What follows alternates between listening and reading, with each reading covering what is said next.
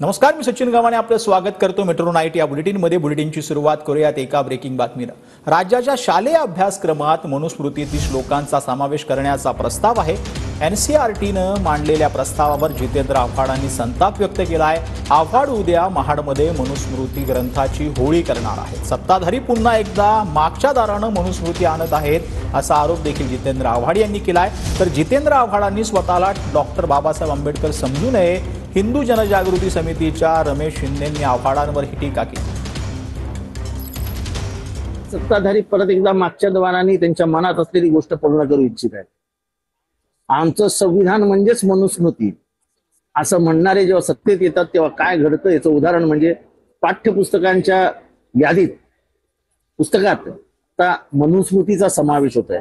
ज्या मनुस्मृतीने ह्या भारताचं वाटोळं केलं, समाजामध्ये दुही माजवली, समाजामध्ये चातुर्वर्ण्याचा निर्माण केला, जातीभेद निर्माण झाला, स्त्रियांना तर सर्वात घाणेरडी वागणूक देण्याची पद्धती या मनुस्मृतीने जन्माला घातली।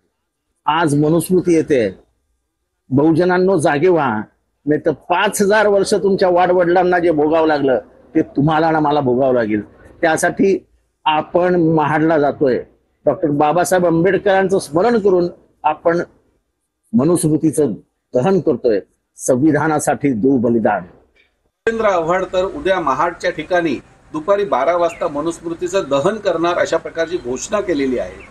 आचारसंहिता लागू असताना हिंदू समाजामध्ये अशा प्रकारचा भेदभाव कसा काय निर्माण करता येईल आणि या दृष्टिकोनातून रायगडचे जिल्हाधिकारी तसेच अनेक सरकारी अधिकाऱ्यांना हिंदू जनजागृती समितीने आज एक कायदेशीर दृष्टिकोनातून पत्रव्यवहार केलेला आहे आणि यात आम्ही मागणी केलेली आहे की हा प्रकार कोणत्याही कारणाने होऊ नये।